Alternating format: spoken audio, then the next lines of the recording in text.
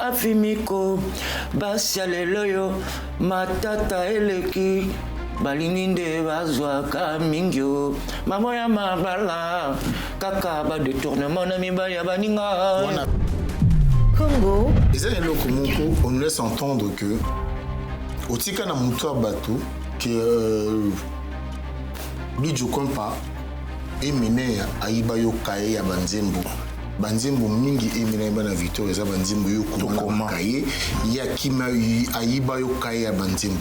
Quand on dit ça Congo. Solo il y a Japon. Ouais. Et ben t'appelles-moi trop. Il paraîtrait que moi ban coupe zalaka mais kokene na bino na Japon. Zalaka ndeni.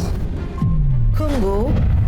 na mokili soki ozangi pasi po yozwa soki pe ozwi mposa eumela seko soki esilikanda na mawa etinima yo miso Congo. des regrets où je chante, où j'invoque poétiquement ce qui s'est passé récemment avec une de mes copines, avec une que je regrette amèrement jusqu'à présent.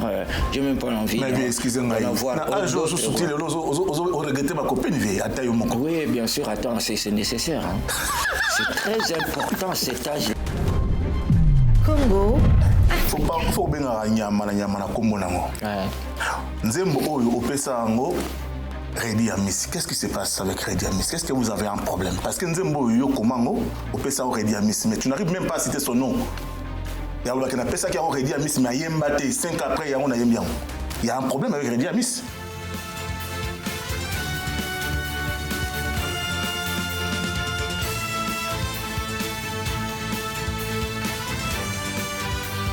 Merci beaucoup d'être sur Congo Africa. Congo Africa Oyabino, Congo Africa pour tout le monde. Bozana Kekete na Kikwit, vous êtes na Mbandaka, Bozana Angola, Bozana Kigali, Bozana Goma, Bozana Uvira, Botala Bisso. Je suis pas seul, vous savez si bien, je suis avec Moko très bien, Moïse Moutato, bonjour. Bonjour. Bazape na Bomongo, kuna place Botala Bisso, na fief ya honorable Jamal Mangobe. En tout cas, merci beaucoup. J'espère que na Poko Alelo, les grands prêtres, des grands samouraïs. Les grands samouraïs, ouais, mais Melbiso, Bilé, Yakito, qu'on a Poko Alelo. En tout cas, j'espère qu'il va répondre à ma question. Merci beaucoup, Yadi. Le grand samouraï, bonjour. Bonjour, Adi. Bonjour, Moïse. Bonjour. Je suis content que vous me recevez chez vous. Il nous reste quelques jours pour entamer l'année 2026. Nous avons le plaisir est pour nous de te recevoir. Tu nous as fait Ngolu Nangaï. On se dit Ngolu Nangaï, mais là tu nous as peint quelque chose de très bien. C'est-à-dire que cette très belle chose, tu peins en français et en lingala. Ouais. Alors, ok, Nabiso Kunaponi. Parce que na vivre déjà trop toute ma jeunesse et l'équipe awa na poto. Donc par rapport à âge awa j'avais 27 ans par là 27 29 non on continue ma trentaine de s'installer en Europe. Alors à partir de là c'était quoi? C'était le début, la jeunesse, la grande jeunesse, c'est comme adolescent, adolescence, quand est-ce qu'on a vraie jeunesse. Alors, moi, toute ma vie, je l'ai passé ici. C'est pour cela que j'ai essayé d'écrire en même temps en français et en patois. À Lingala. Et c'est pour cela, parce que je suis quand même un peu tiraillé entre les deux. Viens, Maître Gorbatchev, Kanga Bangba Bougité. Poison, Gorbatchev. Kanga Bangba Bougité. Kanga Bangba Bougité, pas ta émission. Quand Moscou parle, tout le monde. Écoute. Alors, Toukaki, Banzembo Mingi, Oza Banzembo Bilime, Obat Baritena Mingi, c'est là. Dodo, boulot, métro, boulot, dodo. Voilà. Retraité maintenant aujourd'hui? Aujourd'hui, me retraité, ça fait déjà une année que je suis retraité. Ouais. Tu as tellement travaillé maintenant comme la retraite. Non, comme la retraite, il faut maintenant, je vois la passion qui est en train de renaître. La passion qui est en train de renaître, qui revient. Voilà, maintenant je vais... Oui, c'est-à-dire, on a un retraité. Donc, à Kola, à 12h, 14h, on a tout le mois, bazo foot. Inspiration, péso, ya karamba, mon la musique. Alors, on a encore plus d'un côté la musique parce que moni, devant la mingi de musique. Comme des gens à âge peut-être aux retraite, ou qui est la retraite. Mais pourquoi les lots aux zongi sous ouais, c'est la biso, au plus mon boy, où ils ont camus sabato, malgré âge, non, mon zoé m'a net moins de 25 ans. Franchement, bon, Nazo Ebaté, peut-être c'est des choses qui sont naturelles. Et Nazo Ebaté,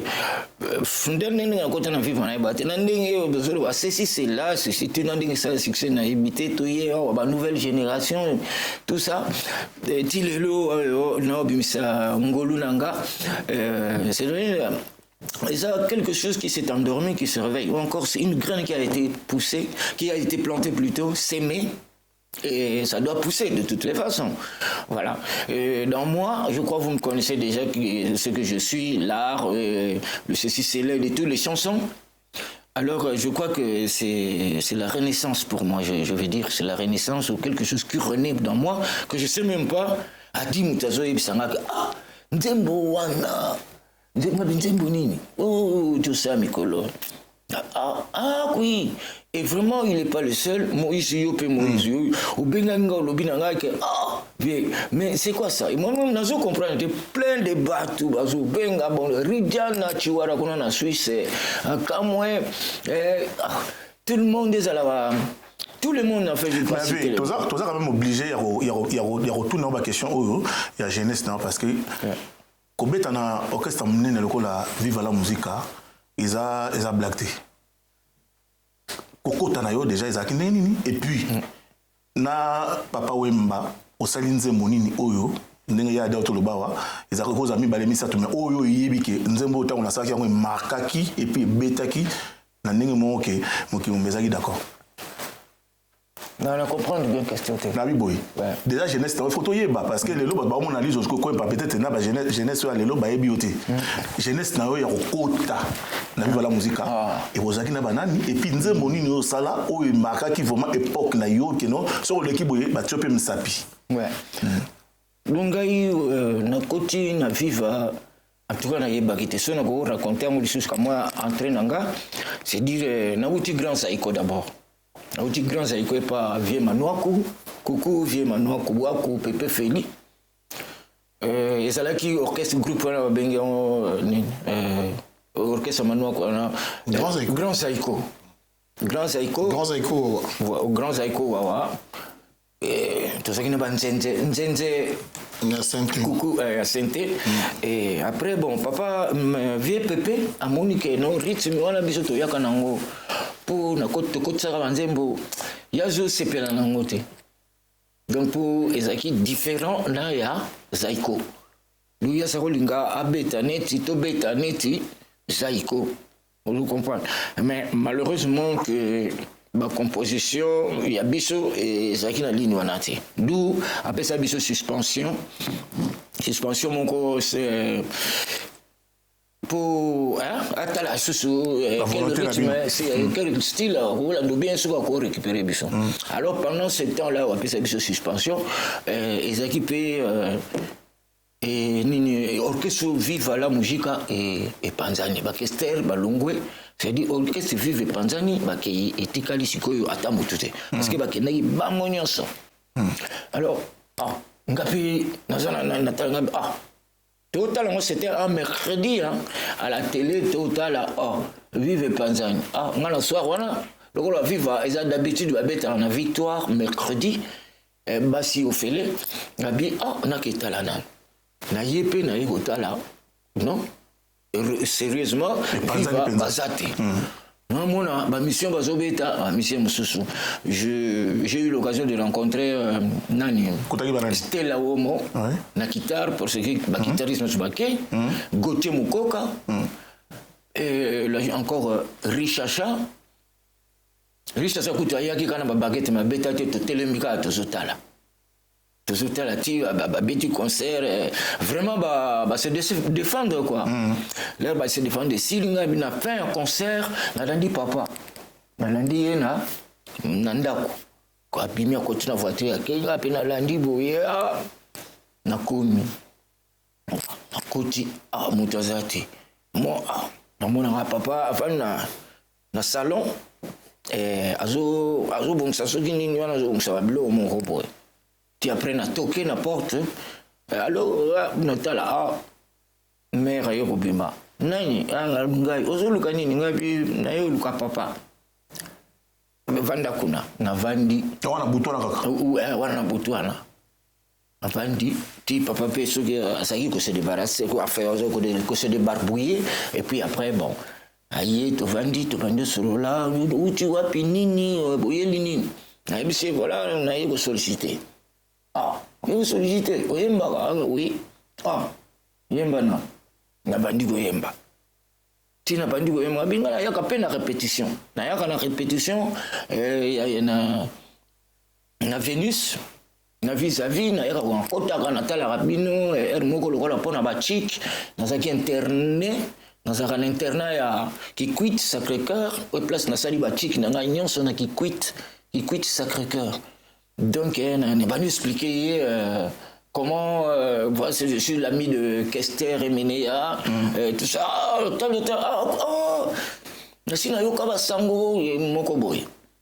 bon, continue, est-ce que tu peux griffer un peu la guitare? Je peux gratter. Oui, je sais du moins, mais je sais un peu. Dans une guitare, Abando gratter, Abando Mbappé en même temps. Mbappé, bon, c'était des surprises que des surprises. Bon, Nzembo Nzembo liboso, Oyembela papa penza, ezalaki ceci c'est laté. Ezalaki libonza.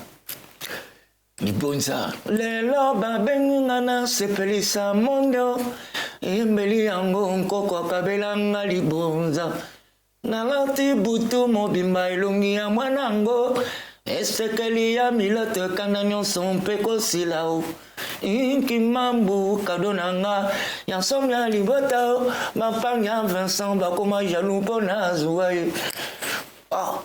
Impressionné bandela lisusu na bandeli lelo donc bandeli wana kamute intéressant lelo babengi nga na sepelisa mondo yembeli yango koko pesa kabelinga libonza mona niti ke no eloko yango penza to bandi répondre Nzembo wana tika bino Nzembo yo eza na cassette na kina cassette na poche à l'époque il y avait des cassettes radio cassettes tu vois la BBC les cassettes la PCA atiango abandi yoka na pesa que 7 chansons ezaki na kati ya cassette alors ayoki to bantu ba vraiment amoni no akolala lisusu oti tobimi aye alobi yaka tobimi libanda aki asengi fungole pa mère zu fungola akele ya voiture pour te jouer guitare to kotina car toki na butu wana donc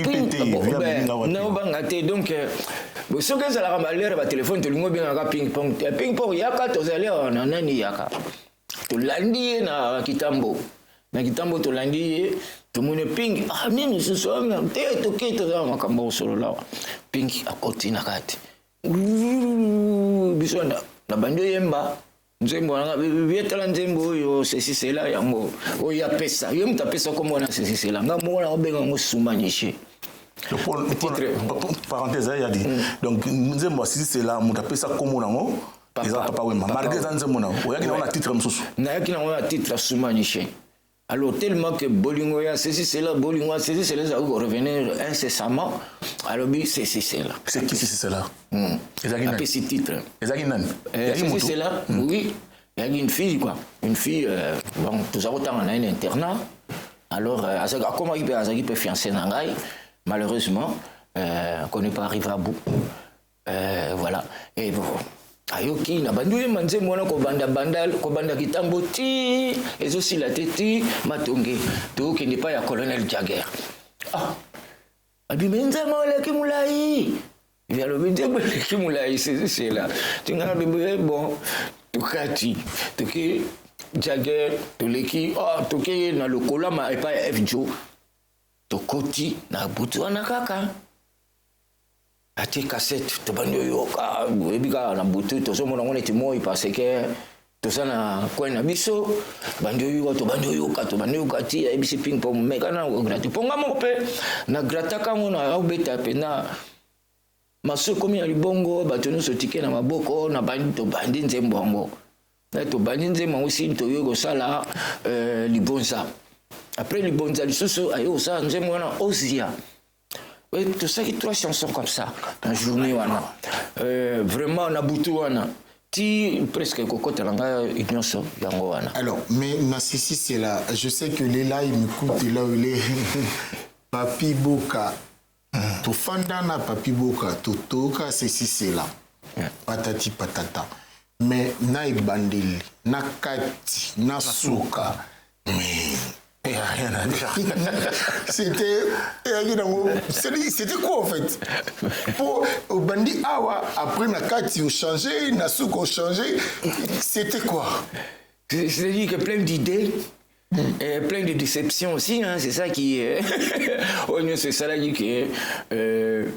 Idée Zouya, par exemple, na mokili soki ozangi pasi po soki ozwi pose umela soki esili mawa epesaka mawa na bacolère ekokoma sikoyo keno eza eloko ngai nalonaki eza oloni elanga na yo ifo ya kobuka mboma soki okuta na elanga yango na bavoleur po bamoni mboma eboti kitoko bavoleur basoya donc du ozokola keno c'est là napesaki explication keno bavolanga mwasi bavolanga ngai dans ce sens là poésie bon eza poétiquement parlant quoi tu vois par là.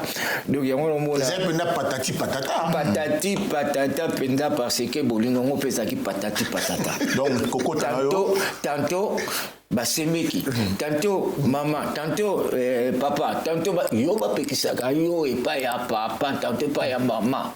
Anga yo na salande. Bolingo ici la quitté. Bolingo ici la quitté donc bolingo c'est là. C'est ici la quitté. Il fallait Toto sala biso sala na yebi que base boucle d'or azali na bibi Sholanda biso to fridolé mom ke to balade mom ke na ceci c'est là. Oui. Moi vocal. Ouais, so lingi vocal so lingi. Mais a capella ouais. Na capella na bande yango bien bon, ouais bon. Na mokili soki ozangi pasi po yozwa.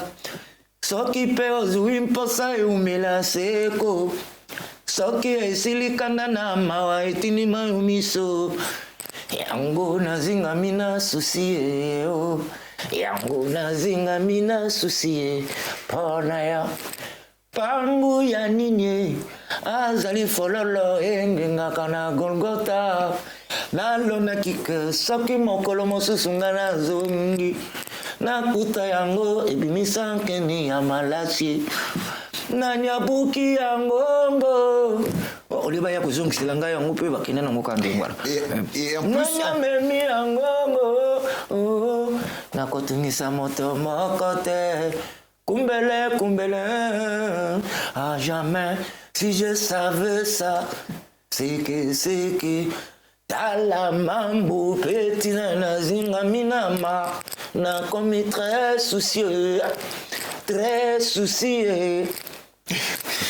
très bien. Alors on nous laisse entendre que otika na mutu abatu que Bidjo Kompa emene ayiba yo kaye ya banzembo banzembo mingi emene ba na Victor eza banzembo yo koma kaye ya kima ayiba yo kaye ya banzembo. Quand on dit ça, ouais, quand vous dites ça, c'est qu'il n'y a pas de fumée sans feu. Mais il faut expliquer. Batbauta la biso, baebi eloko wana et ça la rappelle moi bien surtout na bateau ya côté mususu wana. Alors banzembo ngo ezalaki banzembo nini? Ah ouais. C'est vrai que je répète qu'il n'y a pas de fumée sans feu. Jamais un jour yoga que na koseli a dit l'ondolé a dit abimisa banzembo nanga. Ni na jomo yoka sa Moïse nyoka longo abimisa banzembo nanga. Est-ce que ce yoka ngai na lo ba venez te bebele na kinya?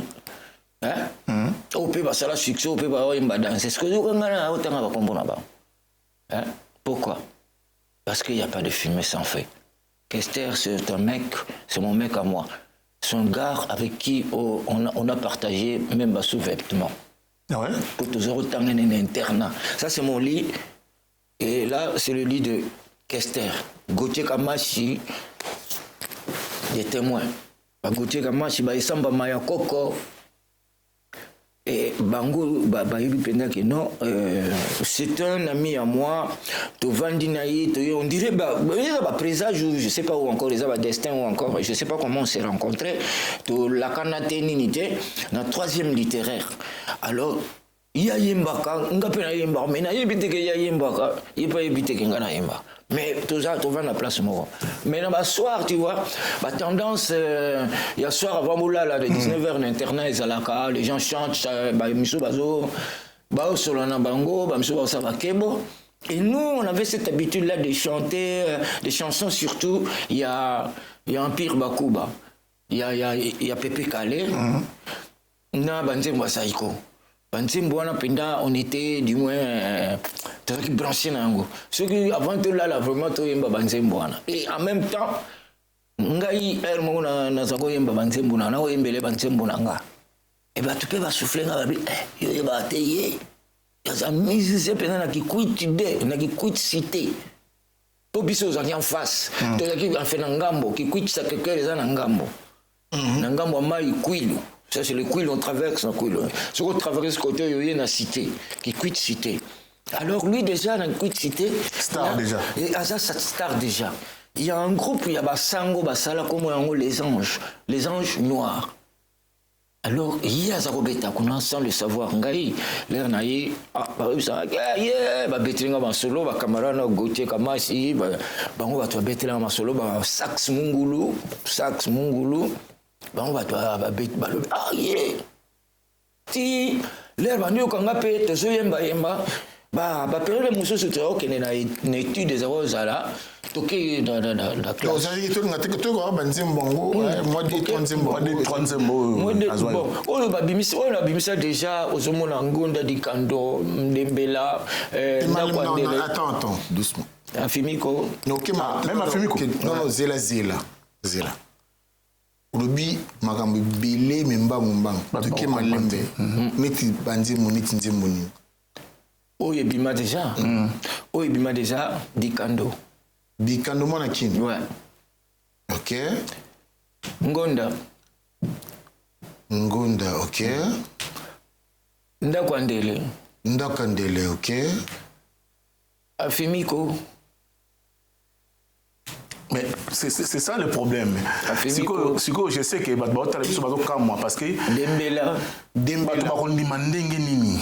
Dembela solo. Parce que oui, il passe à Koufa. Mais si quoi banze mo si quoi so bolingina yembela bino yango nyonso moko na ko yembela bino parce que so que ça banze mo nga te na ko yemba ngote. Toke muke.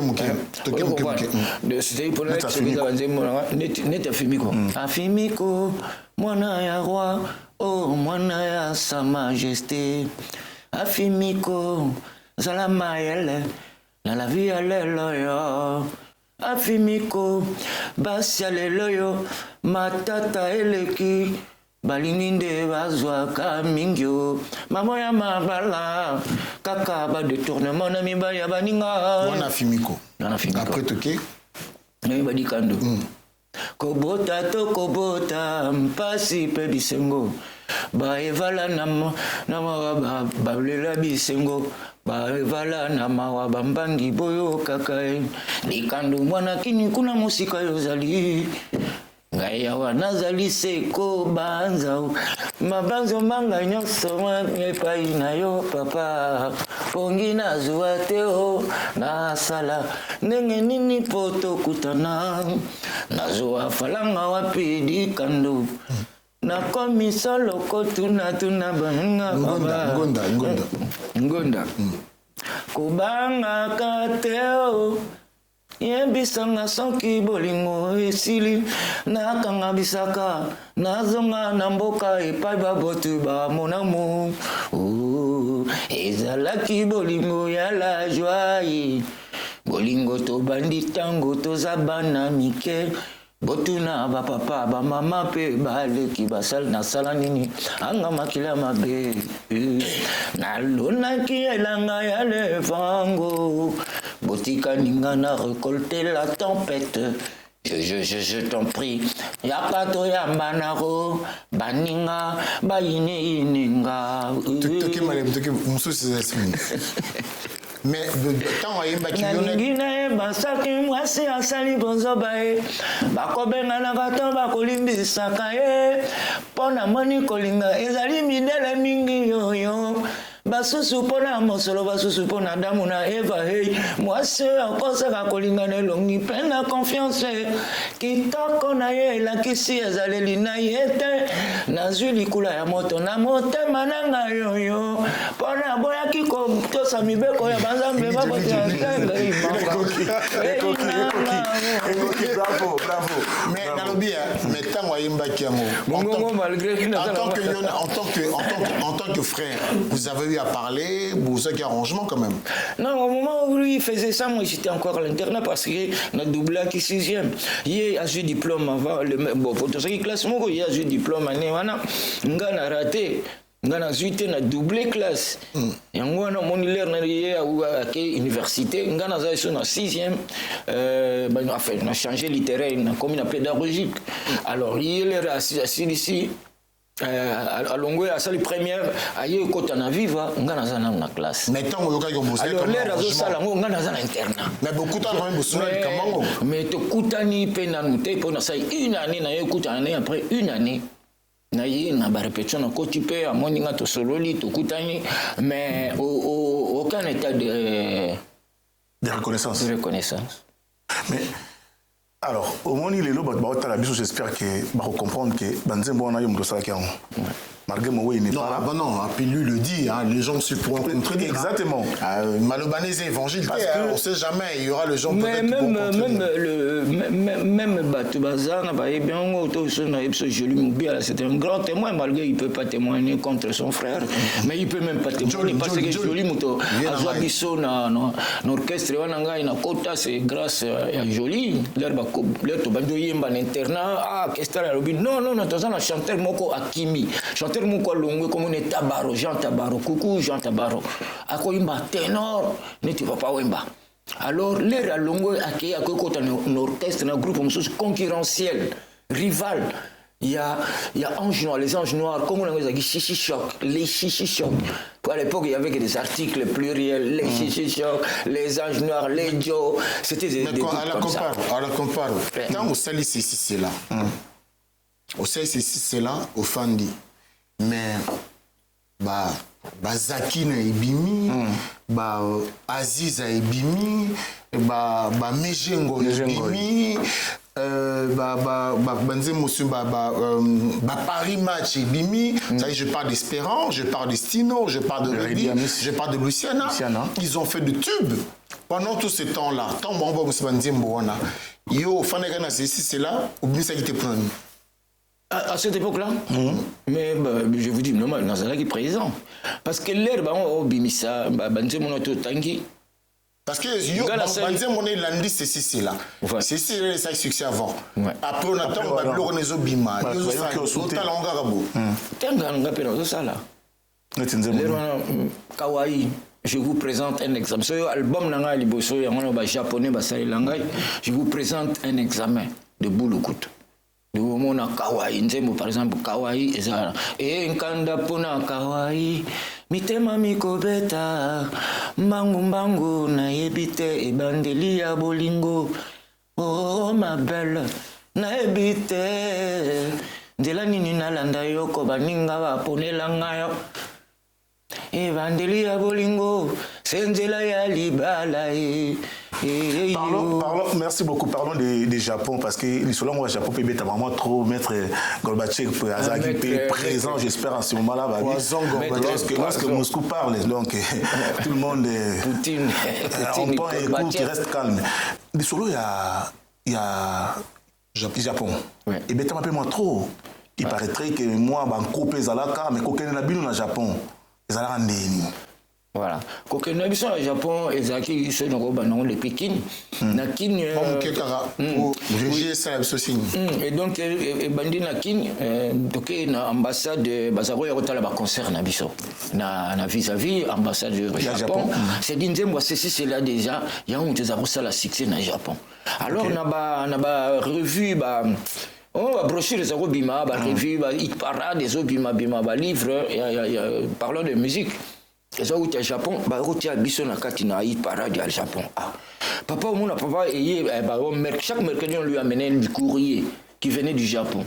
Alors là, au monde, il y a un courrier, il y a une brochure, il y a une série. Chaque mois, il sortait hit parade. Je comprends ça. Fantar en français. On n'est pas ça la littérature. Non, mais. Vous comprenez. À partir de là, il y a un courrier. Et puis, ambassadeur, il y a Japon, il y a la vie sans Moloka, il y a la papa Wemba, Kuruyaka, Ekumani les grands. Donc, on me mélaye chaque fois. Parce que même ambassade, il y a Congo, non, il y a France, il y a Congo, il y a un centre culturel français. Et tout ça là qui est toujours présent. Moi, en fait, on appelait c'est papa qui allait souvent. Et d'où, quand moi, transmission, il y a ambassadeur, non, il faut beaucoup qu'il y ait des gars au Japon, tu vas réclamer au Japon trop bas, et ça papa. Pendant aussi sa question au Japon, mais tant que au Japon, il paraîtrait rivalité Kotaki Makasi. Kolongo la bino au Japon, Kozonga Kinshasa, et comme qui Koto aurait dit, Koto Stino, Koto. Donc ça dit, qu'est-ce qui s'est passé? Kolongo la bino au Japon, exprime-moi Kota Kino Kuna pour comment il va tellement bastard, il va d'autres la bino mingi, il va être en Israël qui vient. Je sais pas, mais sérieux, au Monique, on a toujours une prétention aux côtés de Papa Wemba. Tu sais, quand on a chanté avec Papa Wemba, on se prend comme lui. Voilà, on se prend comme lui. Voilà. Mais pourtant, ce que talibané, ce que tali intimité, ce que tali approche, on n'est pas pareil tous. Donc on va pas vivre, par exemple, Moutala Tabilamba, il n'y a pas de Olekanga Azate. Ça, c'est ce que toi tu dis. Hein. C'est ce que j'ai dit, moi, c'est ce que j'ai vu. Donc, parce que ceux qui parlent parce que quel est là qui il y a un bazo pesayo banginga bazayina bango par exemple bazala nango hein bon derrière quand même il y a wala zo pesaga ko quel est là qui voilà quel est là qui wala zo pesaga ba valise bila mo fu ayebi pete bilo bilamba ni na tena kati ba sapato comme na ke fungo ba sapato ba nini na ça comme mona gâté c'est là où je me disais que je suis le fils à papa. Voilà. Non mais l'enfant gâté, pour nous l'enfant gâté c'était Redi Ami, c'est parce que Redi Ami sortait ses albums dans Viva la Musica. Et moi j'ai jamais sorti un album en dehors de Viva la Musica. Des albums, oui, un examen par exemple, Didala, c'est dans Viva Papa chanter là-dedans. Oui. Donc c'est que à Kinshasa c'était des chansons, c'était pas un album. Ah oui, à Kinshasa, à l'époque, il n'y avait pas des albums. Je pourrais dire où je me trompe un peu, Rochero n'a jamais fait des albums. Franco n'a jamais fait des albums. Pourquoi? Il n'avait pas le moyen ou la possibilité de l'en faire. Non, c'est l'époque où il n'y avait pas CD, même si, CD. Il n'y avait pas de CD. Non, il y avait des albums vinyle. La vinyle, dans les équipes, c'est ce qu'on appelle. C'est-à-dire, moi, 4 chansons, moi, 3 chansons, voilà. Dans le disque vinyle. Voilà. Disque vinyle. C'est un vinyle, mais on n'appelait pas ça des albums à l'époque. Le nom album, quand on dit il est sorti, à partir où il y a les CD, c'est des bimi. Alors c'est juste un jeu de mots alors? Juste un jeu de mots, c'était une d'évolution ou encore de progrès technique, de progrès musical quoi. On revient sur notre Opis. Alors vas-y, on promène un peu sur Ngolo Nangai. Qu'est-ce qui s'est passé avec Ngolo Nangai? Avec Ngolo Nangai, c'est des regrets. Où je chante, où j'invoque poétiquement ce qui s'est passé récemment avec une de mes copines, avec une que je regrette amèrement jusqu'à présent. J'ai même pas envie d'en voir d'autres. Oui, bien sûr, attends, c'est nécessaire. Hein. C'est très important cet âge-là, si on n'en a pas. Nkola zolela. Yo kutu bateau. Parce que ngana na tanga ko kima kambango na longwa pa ya Milote Hortense na ke pa Judith Libati na longwe pa Judith Libati na ke pa Milote Marie-Jeanne. naza na courage wana lisusu te du moins que ndenge nakamami na ngai kaka ngolu na ngai wana na ngolu na ngai nazo regretter makasi. C'est quoi l'histoire? L'histoire c'est quoi? Ngawa vraiment emesila ngai pakoluka yo esika oyo nga napemisa yanga bomoto. Le vent qui a soufflé sur le sable a pu effacer mes tristes souvenirs du passé. Quand je me souviens, tu fleurissais comme une rose. Dans mon jardin, la vie n'était pas aussi morose. Travail de tant de jours en un jour effacé. Oh là là, mon petit oiseau a pu s'envoler. S'envoler vers l'autre cieux. Je crois qu'il va revenir. Parce qu'elle est partie. Mais oui, elle est partie. Elle s'est envolée, je crois, pour découvrir un peu, peut-être. J'ai l'espoir qu'elle va revenir. Non, mais je fais mes investigations. Nzembo yo, Nzembo Salis Kala, Sikote. Nzembo il avait moins 17 ans, 18 ans, ça l'a Oui, tout à fait. Mais est tombé dans Makambo, Nangaï. C'est vrai qu'au composant déjà Bandakala. Oui, c'est vrai qu'il y a comme ça, Bandakala, Batebele, Nzembo, Wana, vraiment, on peut faire artiste moko aimba moté. Nzembo ouais. Mais tout est on a mais artiste biso makambo to biso mate biso to artiste on a conscient que Nzembo n'a pas ça biso to ba journaliste ça yango té alors Woumel ça fait 5 ans. S'il vous plaît. Et d'où s'il vous plaît. Ouais. Faut benga nyama na kombo nango. Ouais. Nzembo oyo opesa ngo Redi Amis, qu'est-ce qui se passe avec Redi Amis? Qu'est-ce que vous avez un problème? Parce que Nzembo yo komango, on peut ça au Redi Amis, mais tu n'arrives même pas à citer son nom. Il y a un peu ça qui a Redi Amis, mais il y a 5 après, il y a un problème avec Redi Amis. Mais lequel? Redi Amis, il y a un collègue. Lequel? Aucun problème. Mais sauf que là, je vous dis la vérité. Je ne vous cache pas que n'a pas ça qui est en gros. Mais jusqu'à ce point-là, je vois que j'écoute partout, par là, tous les albums qui sortent là, il n'y a rien. Et je me dis que le jour où je fais écouter cette chanson à un de mes amis, ou encore à des gens qui ont écouté cette chanson-là, ils disent « Ah, mais c'est Nzembo !» D'où, Moutongo Père, un musicien, a bandit qu'on griffonnait là-dessus. Et d'où, et ça qui n'est comme un hasard comme ça, on l'a fait. Et je commençais à reproduire ça, commence à chanter jusqu'à ce que Jésus place et musique comme ça la malobi vient dans sa musique Roberto il est à Brésil Roberto Roger Kakombo na zo ki malinga pe opesa kombo été parce que bon nous vraiment travail à ça à l'obinovier. Je t'envoie le boulot, tu chantes là-dessus et moi je fais des arrangements. Ah, nana yembi likolo na tindele parce que cette façon de chanter c'est pas les gens ils me disent c'est pas mienne mais attention et moi je peux changer je suis pas caricatural quoi je suis pas une caricature en fait oui moi je vais chanter comme ça aujourd'hui, demain je chante comme ça, demain moi je fais des chansons déjà avec le groupe Lady Joss. Ce qu'on y a musique na béton à Lady Joss, béton internet on a Lady Joss, tu vas voir la musique que je fais là, c'est franchement comment j'ai chanté les gens vous pouvez pas comprendre. Alors Lelo Bayambian qui toko balobi mais Vieti était où? Moi j'ai attends, je me préparais.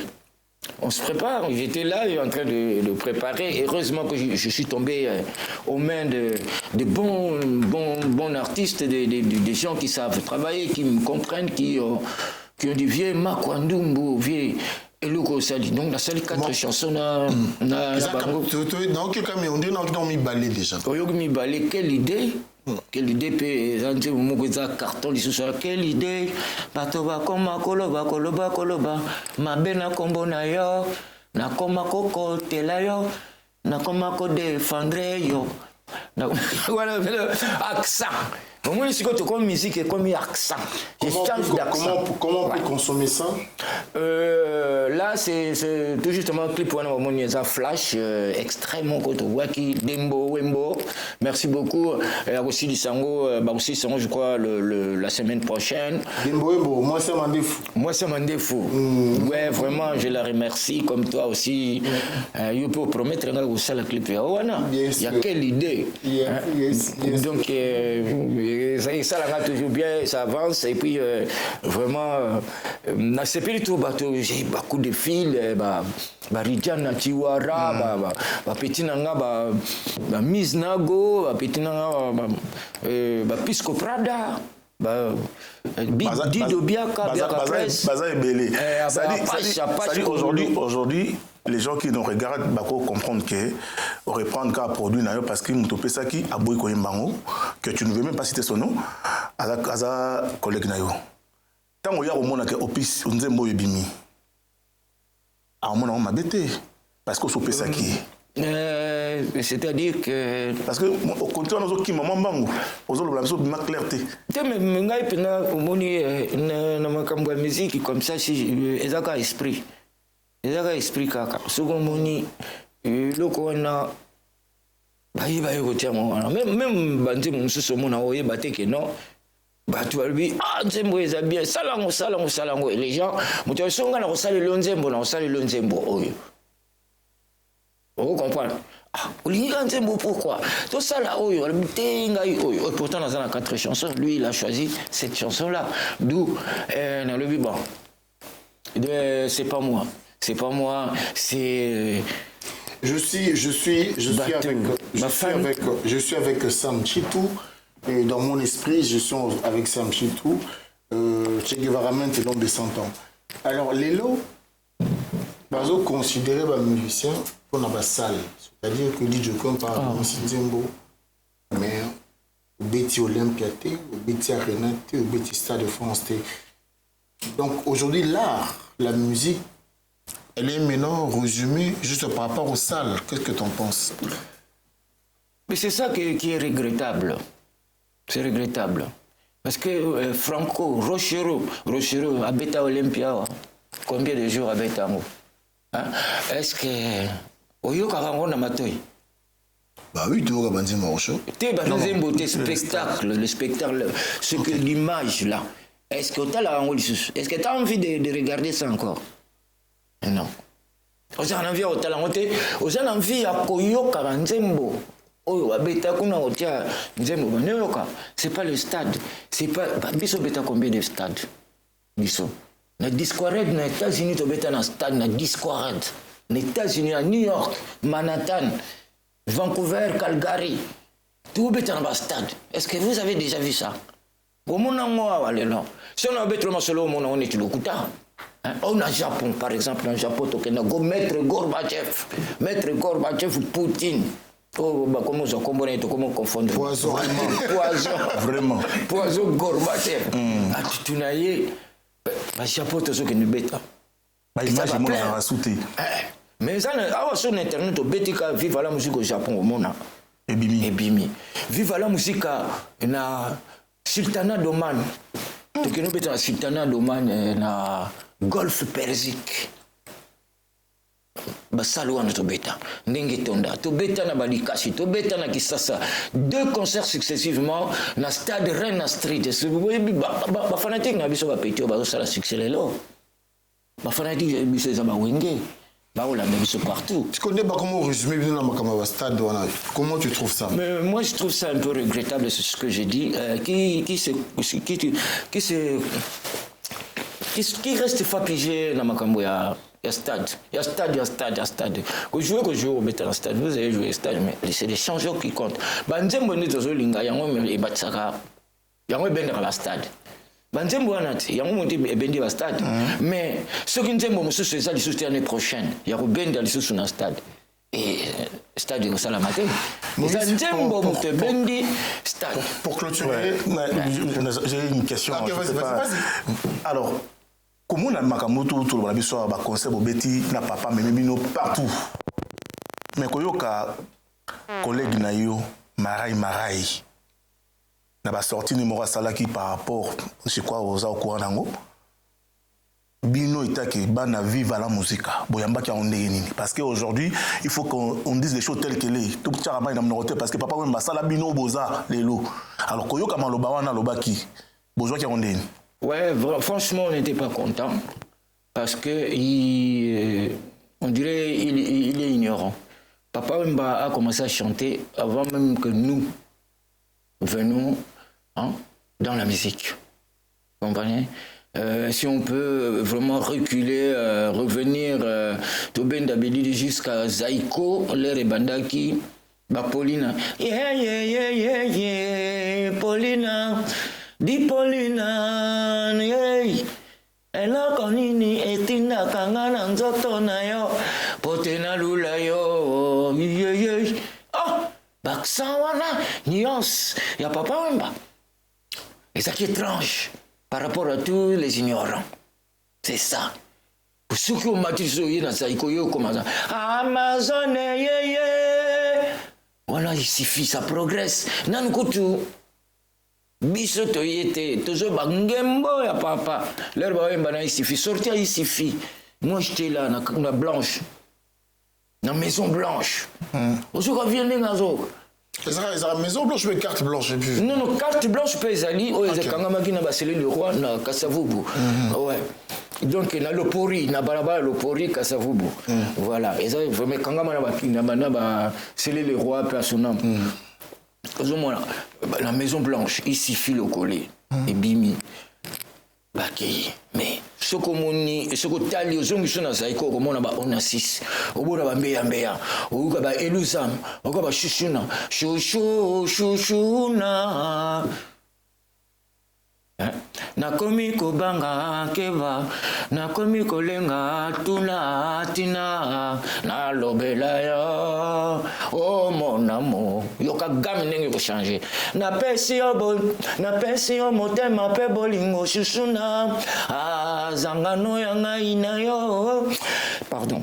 Otungisinga mingi lelo na ndoto mama, na tongo na lamuki na tuni mama. Mama alobi na ngai na luka yo eba na tamboli moto moselo ya nguma ekipa moto te tokutani na maleli on a 6 okotungisaka ngai ludi belina naibi nazali mwana pena kitoko yobengi ngai moneme yoko natuna naeba belina ozali ami ya papa olukanga maango lelo esengi libala nzambe yeba olakinga ebele ya mosolo mpe na lopango nandimi na moto mpe na mwasani belina nalingi yosekisanga belina onasisa zair mobimba belina onasisa zair mobimba Moïse bien te non ouais parce que on s'en va la blog après mais après ignorer bino soko voilà biso toujours kota Zaïko tout ça na 14 15 ans je crois toujours kota ko yemba wana bazona yango nazoloba mais comment est-ce que master a bosani banzembo wana kutu na mutu ya tanga likombo kutu lero wana ekutu donc l'air bas Zaïko zobeta na ibita azao kota ne peut pas concert boto za bata mouvement parce que pour comme musicien il faut kota c'est excusé après c'est Tata Gasseng a quand même excuse oui bon je sais pas qu'est-ce qu'il a eu je sais pas mais franchement c'était de n'importe quoi. Il avait un petit plaisir. Sandra. On est face à ça. Nani Chilombo. Maman Chilombo, moi aussi na pesi. Nous avons donc kokota na makambo ya mibalité. omoni biso na vivre ndenge omona biso tovandaka ndenge ndenge bakombo baya to Luciana Marai, moi c'est Fafaridi, Gloria de Bouloukutu, Nani Soutobosa, Papa Gims, Anzulino, Iko, chef d'orchestre, Iko Nola Isibangi, Pépire, Omba, Petit beaucoup. Tout, vraiment. Mais nous sommes en deuil, non? Tous un de ping-pong. Il y a un monde que. Tout ça va tout, serait dire. Tout ça, liwana, pas pour le conflit, mais sauf que l'entourage n'a pas besoin envenimé, le conflit, c'est ça là que. Moi, bendana. Moi, pourtant, papa, il s'est besoin de moi, bendana. Un mot pour ping-pong. Donc. C'est ça, on regrette beaucoup ping-pong, il n'y a rien du tout qui s'est fait. Ping-pong, Tanzanie, Matanga, tu 10. Et les jeunes ne sont pas venus qui crient, il y a tout bout de champ, président, patati patata, c'est là, etc., etc. N'importe quoi, on a vu personne. J'allais quand même féliciter le petit dans le Pape Africa. Pour la Matanga Zimbabwe, parce que tout ça, Matanga Zimbabwe. Voilà, Zimbabwe. Le chorégraphe. Ouais, le chorégraphe, danseur, docteur de la danse. Et franchement, bon, il y a beaucoup de lobby. On était dans Matanga, après tout ça, dans Matanga, il y a petit Zimbabwe, on n'a vu personne. Dans Matanga, même il y a ping-pong, Bendoson, Yemoko, donc number one, coucou number one, Bendoson. J'ai tout ça qui n'a rien à matango tout ça mais c'est regrettable que liste n'est pas iko liste n'est pas iko bobenga iko botia bala biso to tete déjà bambongo liste zotambola pona ping pong parce qu'on doit rapatrier le corps. On nous a donné encore 18 jours pour enfin trouver une somme qui va essayer d'accomplir tout ce qu'on va faire. Parce que Kunana Kini Bazo Senga, Zonga, bon. Ping-pong, c'est un musicien, oh, il y a Bettina Vivan, Papa Wemba, Bimisi Banzembo Bele, c'est comment on a chéri Alpha. On a ping-pong. On a ping-pong. Bisous, on peut le rendre hommage avec 2 chansons comme ça. Oui, on peut lui rendre, moi, de ces albums Aliboso et Bimisa Viva la musique, il y a ping-pong. Et Azana a droit à Assassin, Azana a droit à Sonika. Parce que le Viva la musique, c'est un groupe qui a été affilié à la Sonika. Banzembutu il y a Vive Zarobimana Sonika et Bisso Bazaropesa Bisso chèque. Ceux qui trimestriellement on avait les chèques, au moins ok, chèque, non, papa le bubo que nous avons chèque. Oui, donc que nous avons chèque na Sonika. Toujours que nous avons chèque na Sonika, c'est là qui en face à la voix d'Isaïr. Oh, la voix d'Isaïr comme ça, en face comme ça, la moufanzi. Et toujours que nous avons bon, au moins appelé l'art, na ping-pong, ça l'a reçu. C'est mais il qu'on a que non, Bisso, au moins, droit à Bisso, tous affiliés, adhérents à ça, mais 50%, il y a pas droit à Bisso. Et qu'il n'y a rien qui ça. Et Kendaka, Ezaki Kokende, et Kendaka. Mais moi, quand je suis allé à Kinshasa, j'ai rien touché. Sokoda, ça. Sokoda, j'ai eu que des paroles.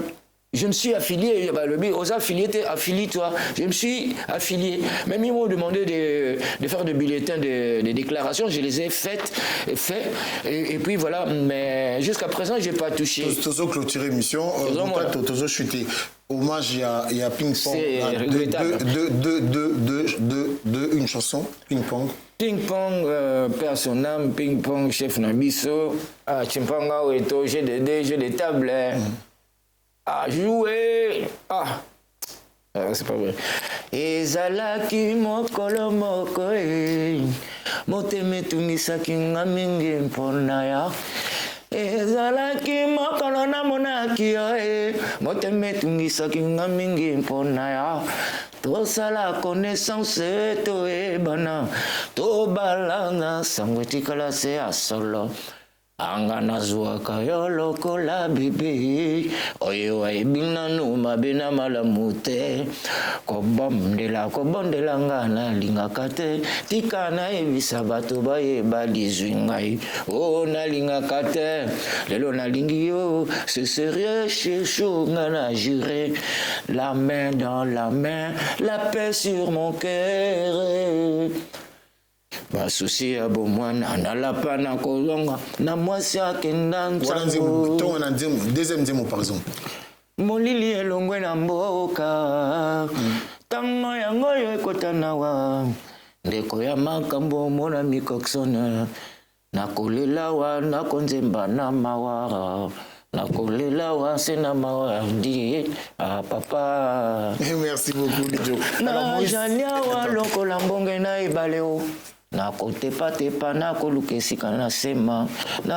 nakotepatepa lokola kasa na mwa pepe nani asoulage nga motema nakufi malili na poto nani azipika nga ta manto mawae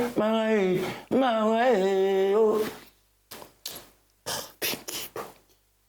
Moïse. Merci beaucoup, vous qui le suivez partout. Vous comprendre que Kouloutou a aussi perdre chef Naï, donc ils ont facilité de présenter plus qu'à sincère condoléances à la famille Molumbaya. Viva la musica. Pongo Love, bébé Mpongo. La dame aux jambes longues, ye mutazo ko panzango lisusu kuna lakini na kisasa matanga ezali vraiment bango na mwana kuma se akomboni kutezuki mara mwana ping pong vraiment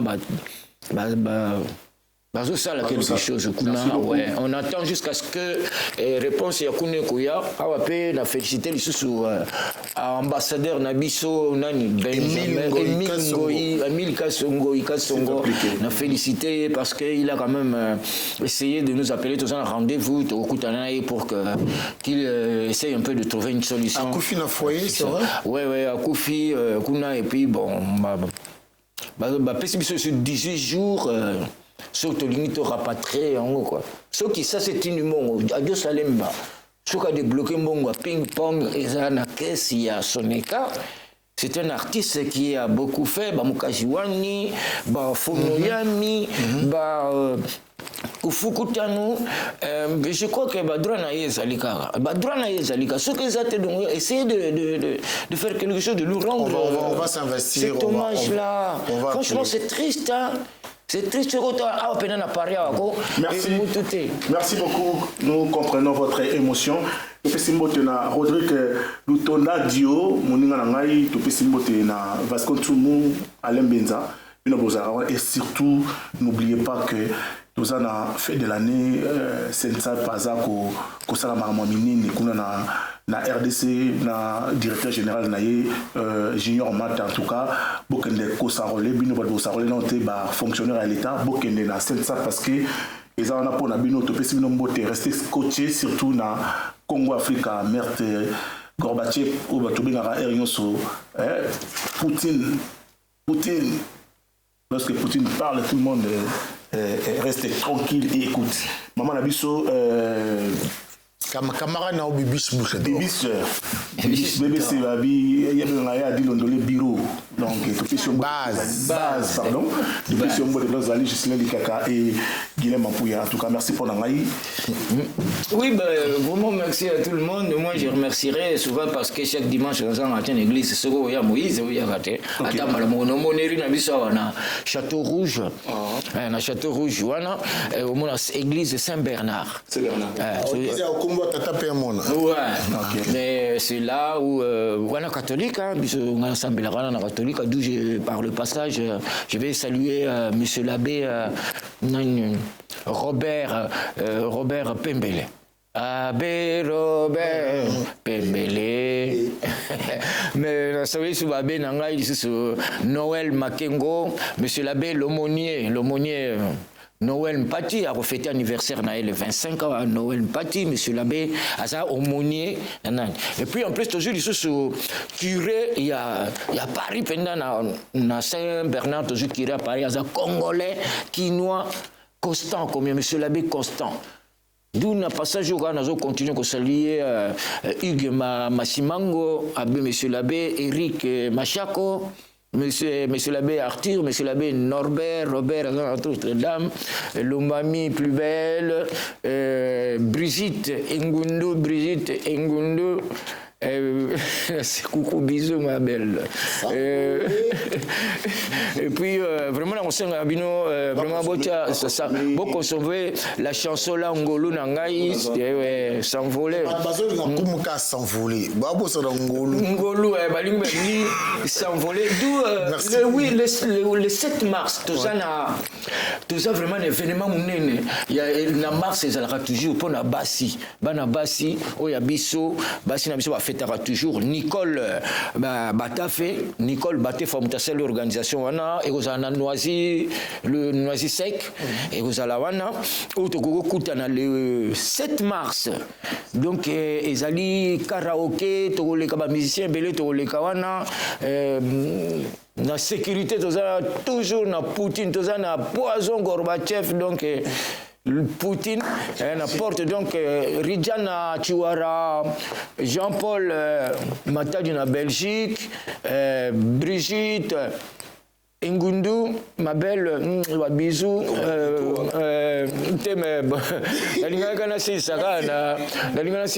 Judith Libati, na Milote Hortense Ngoyi. Marie-Jeanne Bamapasa, Marie-Jeanne Milotte, moi c'est moto.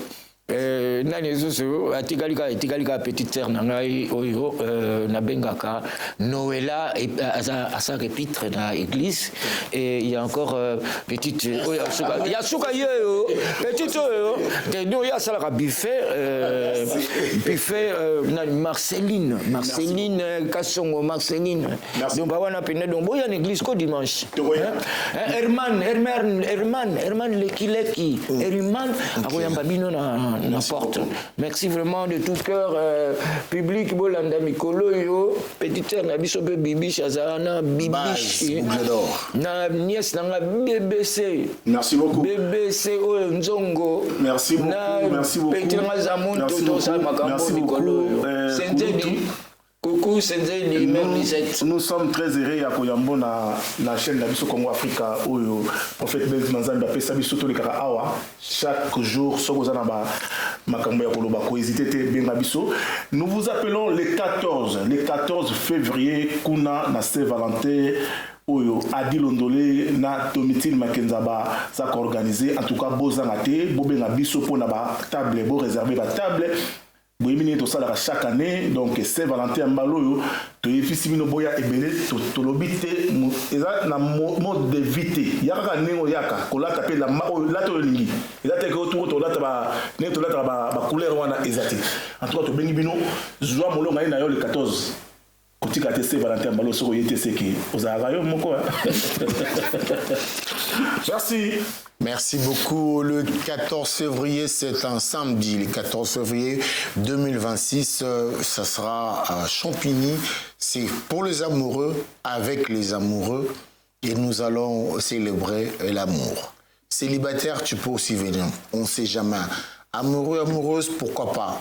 Cupidon sera là. Cupidon sera avec vous. Moi, je dis comme ça, je te dis à toi, je donne un message comme ça. À mon ami, mon frère, le prophète Blaise Manzambi, Bakunda le bois Fuitantaka, ceux qui m'ont ta Kobambata, ils m'ont le passe. Les champs à bois, la caravane passe. Retiens-le, ça c'est moi qui te le dis. Merci beaucoup, na sublime Manzambi de là où tu es à la réalisation. Maman Lise Manzambi, Nzama Pesa Makasi, Boza tellement ébélé, Bozolanda Bisso, Nabo Sanité, César Ngadi, grand prêtre César Ngadi, Luvilès Dondolé, Kumbela Bissoka, Hervé Anezo qui ne m'a là, Moana. Boza ébélé, Vieux Peter Djupongi, Nabo Sanité, professeur Yemoko Flori, et Sika Bozali, Bozala très bien. Moïse Moutato, le célèbre journaliste, c'est beau comme un Dieu. Adi Londolé vous dit merci, à très bientôt et bye.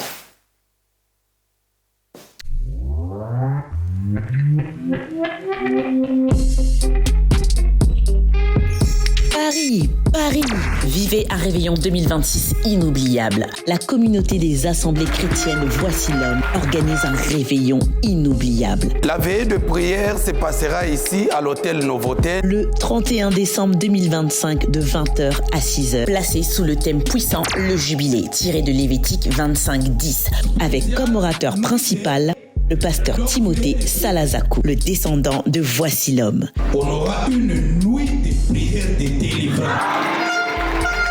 Quand on parle du jubilé, c'est-à-dire le repos. Le jubilé, délivrance, guérison, puissance de Dieu, manifestation de la grâce. Cette nuit-là, le Seigneur t'accordera la délivrance. La délivrance. Quelqu'un sort de sa prison. 2025 a été une année de combat, une année difficile, mais le Seigneur a une promesse pour toi. Voilà pourquoi nous vous invitons. Paris, Île-de-France, que vous veniez de Belgique, Allemagne, Suisse, Royaume-Uni ou encore États-Unis, Canada, ce moment est pour vous.